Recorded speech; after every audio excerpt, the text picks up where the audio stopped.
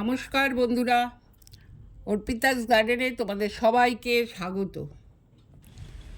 বন্ধুরা, এই বর্ষাকালে আমাদের সবার বাগানেই নানা রকমের প্রচুর জবা ফুল ফোটে।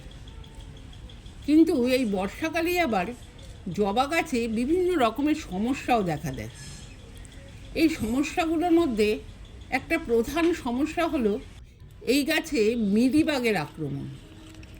আর যে গাছে মিলিবাগের আক্রমণ হয় সেই গাছে কিন্তু পিঁপড়েরও আক্রমণ হয়। এই মিলিবাগ জবা গাছ থেকে রস শোষণ করে গাছটাকে কিন্তু সম্পূর্ণ নষ্ট করে দেয়। ফলে মিলিবাগ আক্রান্ত গাছ থেকে আমরা একদমই সেভাবে ফুল পাই না। আজ আমি তোমাদের দেখাবো এই মিলিবাগ কত কম সময়ে আর একদম ঘরোয়া উপকরণ দিয়ে খুব সহজেই কিভাবে তাড়ানো সম্ভব। আর এই মিলিবাগ যদি গাছ থেকে তাড়ানো যায় তাহলে কিন্তু পিঁপড়েও আর গাছে আসবে না। দেখো, এই কীটনাশক তৈরি করার জন্য আমি প্রথমেই নিয়েছি এরকম একটা পাত্র। আর এই পাত্রের মধ্যে নিয়ে নেব 1 লিটার জল। দেখো, আমি যে পাত্রটা দিয়ে জল দিচ্ছি সেটা 1 লিটারের। এই 1 লিটার মাপের একটা পাত্র দিয়ে আমি এর মধ্যে নিয়ে নেব 1 লিটার জল। দেখো, এই 1 লিটার জল নেওয়ার পর আমি নিয়ে নেব 10 টাকা দামের একটা ইনোর প্যাকেট। এই প্যাকেটে যতটুকু ইনো আছে সবটাই কিন্তু আমরা এই জলে দিয়ে দেব। দেখো, আমি এখানে প্যাকেটটা কেটে সম্পূর্ণ ইনোটাই কিন্তু এই জলে এইভাবে দিয়ে দেব। এই ইনোটা জলে দেওয়ার পর আমরা খুব ভালো করে জলের সাথে কিন্তু ইনোটাকে মিশিয়ে নেব। দেখো, আমি এরকম একটা লাঠির সাহায্যে পুরো ইনোটাকে কিন্তু এইভাবে মিশিয়ে নিচ্ছি। এইভাবে ইনোটাকে ভালো করে জলের সাথে মিশিয়ে নেওয়ার পর আমরা এই জলে ব্যবহার করব ডিটারজেন্ট।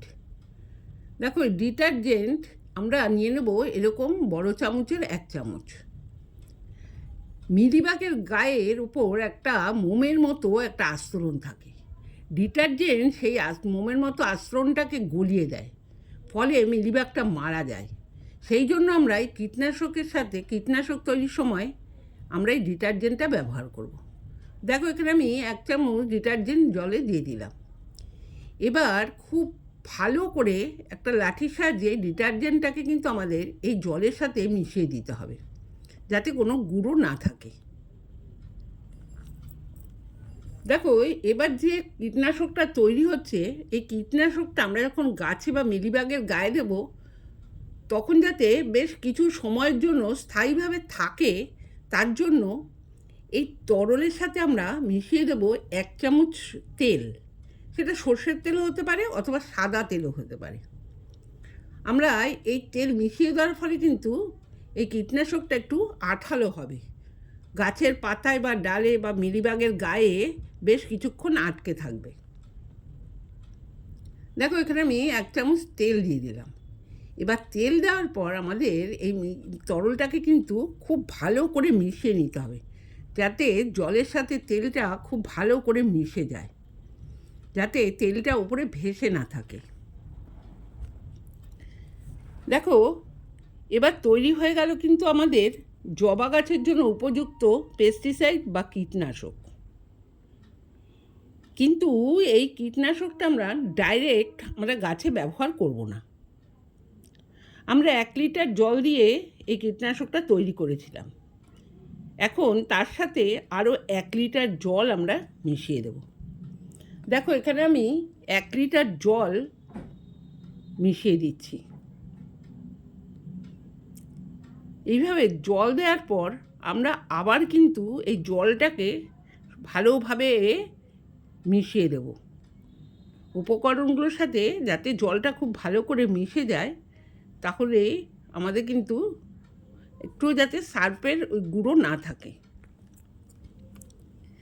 দেখো, এবার নিয়ে নেব, এখন আমরা এই তরলটা কিন্তু নিয়ে নেব আমরা আমাদের স্প্রেয়ার বোতলে। দেখো, আমি একটা এখানে স্প্রেয়ার বোতল নিয়ে নিয়েছি। বোতলের মুখে দেখো একটা কক বসে আমি পুরো কীটনাশকটা আমরা এর মধ্যে নিয়ে নেব। কিন্তু এখন আমি তোমাদের বলবো এই স্প্রেয়ার বোতলে নেওয়ার পর আমরা কিভাবে এই মিলিবাগের গায়ে এটা স্প্রে করব। দেখো, যদি আমরা এই কীটনাশকটা স্প্রে করার আগে আমাদের জবা গাছের যে ডালে বা পাতায় মিলিবাগ দেখা যাবে সেই জায়গাটাকে আমরা যদি স্পিডে জল দিয়ে আগে ধুয়ে নিতে পারি তাহলে কিন্তু বেশি ভালো হয়।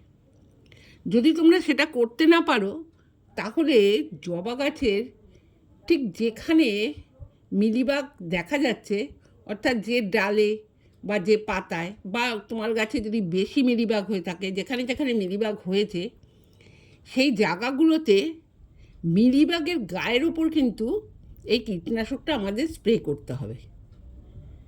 আমাদের মিলিবাগটাকে দেখে নিয়ে সেই মিলিবাগের গায়ে আমাদের এই কীটনাশকটাকে এই স্প্রে বোতলের মাধ্যমে আমাদের কিন্তু স্পিডে স্প্রে করতে হবে।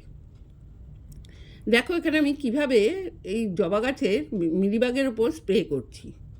দেখো, আমার জবা গাছে খুব বেশি মিলিবাগ নেই, তাই জন্য আমি তোমাদের খুব বেশি ভালোভাবে দেখাতে পারলাম না। তবুও দেখো, যেখানে এই মিলিবাগটা হয়েছে সেখানটাকে এইভাবে হাত দিয়ে ধরে নিতে হবে।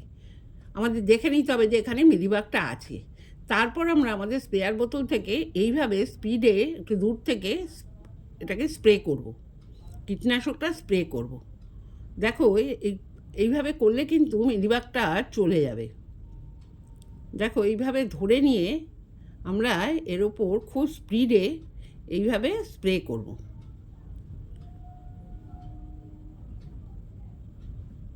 দেখো, ঠিক আমার এরকম দুটো জায়গায় ছিল মিলিবাগ, সেই জায়গার দুটো ধরে এইভাবে স্প্রে করতে হবে। এইভাবে স্প্রে করলে কিন্তু মিলিবাগটা চলে যাবে। কিন্তু এটা যদি আমরা একদিন করি তাহলে কিন্তু হবে না। আমরা এটা 7 দিন অন্তর অন্তর এই কীটনাশকটা জবা গাছে স্প্রে করতে হবে। আমরা যদি মনে করি একদিন করলাম, মিলিবাগ চলে গেল, আর করব না, তাহলে কিন্তু আবার মিলিবাগের আক্রমণ হবে। কিন্তু আমরা এটা 7 দিন অন্তর অন্তর এই কীটনাশকটা আমাদের গাছে স্প্রে করব। তাহলে কিন্তু তোমাদের গাছে 100% মিলিবাগ আর থাকবে না। আর এই মিলিবাগ যদি না থাকে তাহলে কিন্তু পিঁপড়েরাও আর আসবে না। যখন তোমরা এই কীটনাশকটা গাছে স্প্রে করবে তখন টবের মাটিতে কিছুটা হলুদ দিয়ে দেবে, দেখবে এতে মিলিবাগ এবং পিঁপড়ে তোমার গাছে আর থাকবে না। দেখো, আমার ভিডিওতে দেওয়া ইনফরমেশান যদি তোমাদের ভালো লাগে তাহলে কিন্তু অবশ্যই একটা লাইক, কমেন্ট আর শেয়ার করে দিও।